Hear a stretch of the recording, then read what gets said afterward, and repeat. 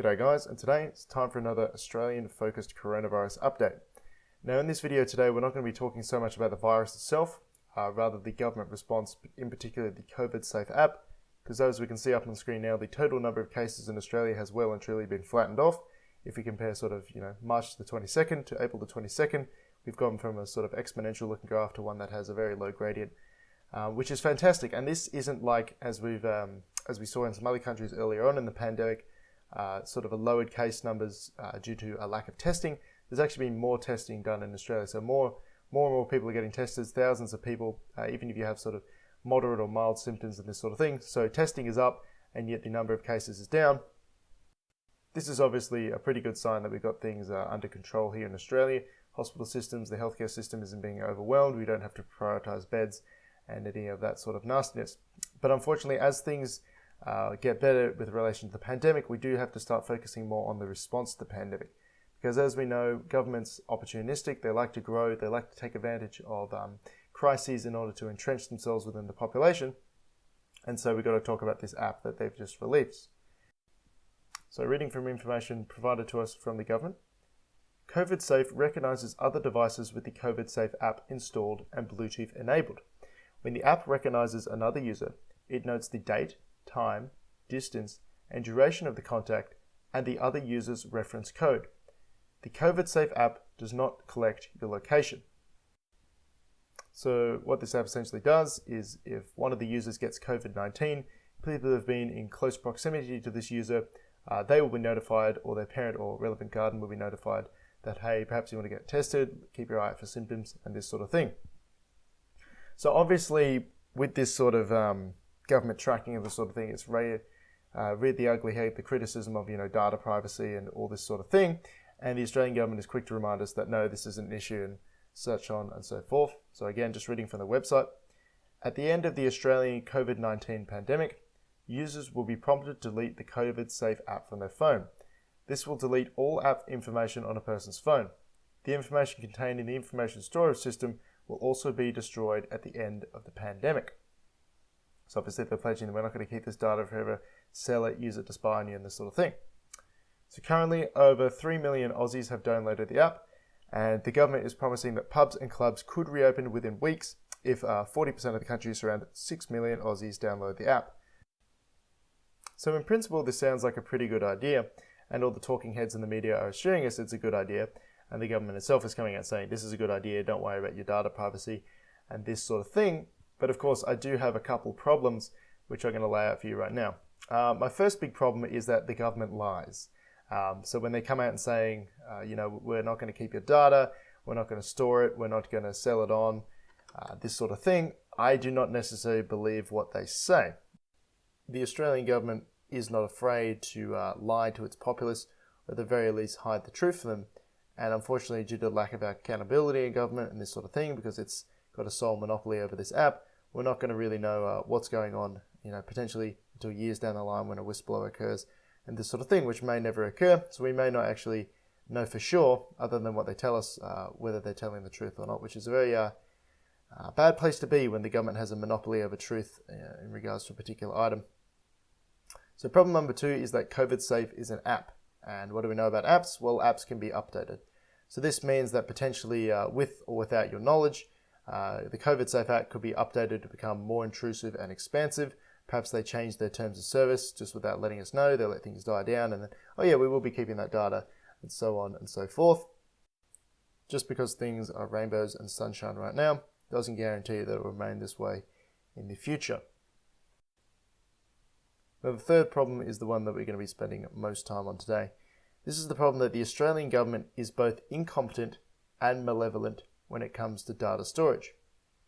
Something else of note is that data breaches and hacking attempts, especially hacking attempts from China, are a regular occurrence within Australia. So it's not like we have an impenetrable, Great Wall style security system for our data and this sort of thing. Leaks are known to occur. Big leaks. We're not talking a handful of people here and there. We're talking 50,000 Australian workers, potentially 1.3 million people's information from the Red Cross, which probably includes me, come to think of it. So yeah, it's not like this isn't a problem for Australia. It has been a problem in the past. It continues to be a problem. And it's just something we have to deal with. But with regards to the government, I should say, so data sharing has been abused in the past. So when we're talking about data, we're going to be talking about something called metadata, which is a bit of a loose term. It essentially refers to information that passes through the telecommunication provider, so your internet service provider, when you make calls or browse the internet. Again, we're not really 100% sure what this is.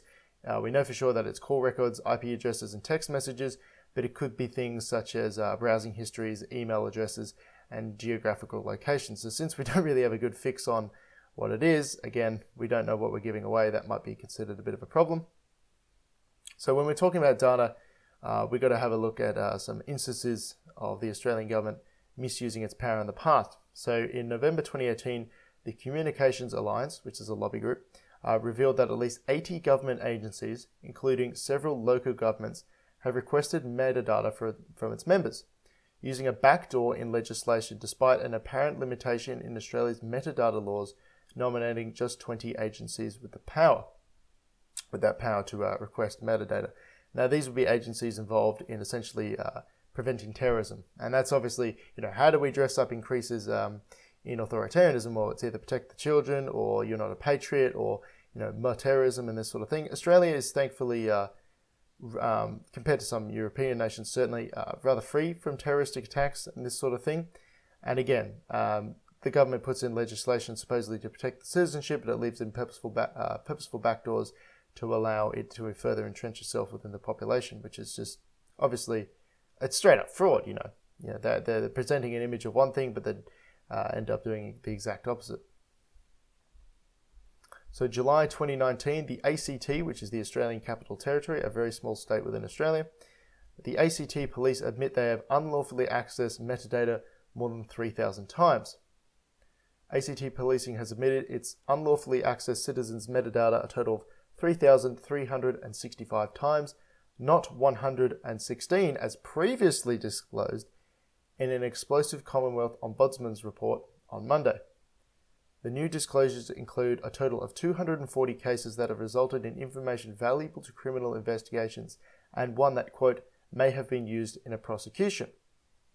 So obviously, if they're not allowed to use this, access this metadata, then that prosecution is no longer legal. These criminal investigations, are they legal? Are they valid? Blah, blah, blah, blah, blah. And again, they came out and said, oh, look, we're very sorry. We accessed that 116 times. That was wrong. And really, it's more than, 200 times that? Something like that. Some ridiculous number of times they access this metadata. So again, they say one thing, they do the complete opposite. January 2018. This one is almost funny. Top secret Australian government files were found inside cabinets in a second-hand shop. So filing cabinets containing thousands of classified documents from the Australian government end up being sold at a second-hand shop, prompting government officials Wednesday to launch an investigation into how the highly sensitive documents were disposed of. The documents contain information detailing Australia's intelligence priorities, counter-terrorism strategies, missile upgrades, and profiles of terror suspects that span more than a decade and 4 prime ministers. Some of the files reveal how former Finance Minister Penny Wong left nearly 200 top-secret papers in her old office when her government was voted out in 2013. These documents in question included Middle East defence plans, national security briefs, and updates on the war in Afghanistan. And really, I really want to draw your attention towards the dates here, because this isn't like, old news, that was back in the Cold War or something, when our data security wasn't so tight, and it's much better now. We're talking late 2018, mid 2019, and early 2018. This is only a few years ago. This isn't an old problem. It's a problem that's still ongoing. The Australian government is incredibly incompetent when it comes to storing its data, and it's also malevolent. And we've seen that respectively in these stories. They're accidentally leaving them inside the offices, they're leaving them inside filing cabinets to be sold, they're unlawfully accessing metadata which is used to process criminals, they're accessing the metadata of journalists. That's my last point.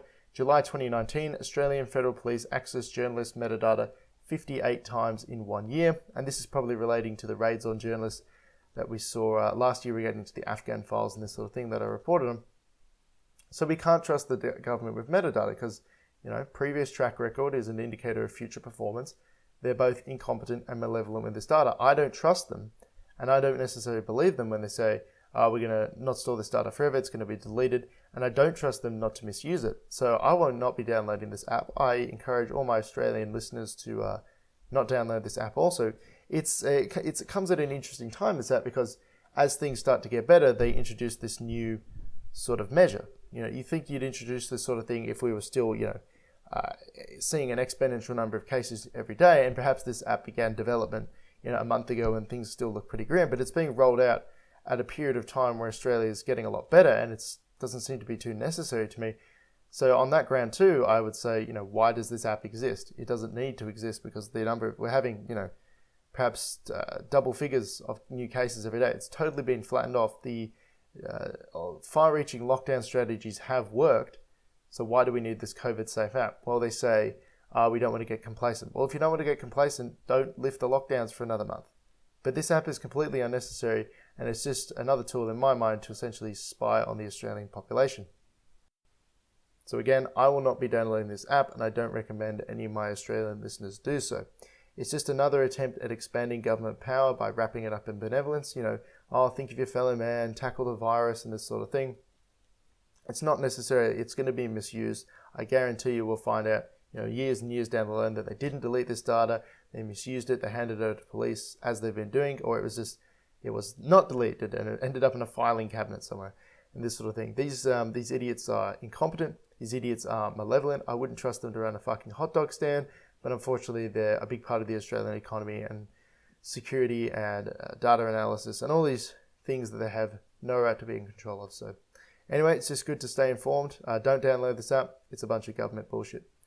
Thanks all for sticking around, and have a good one.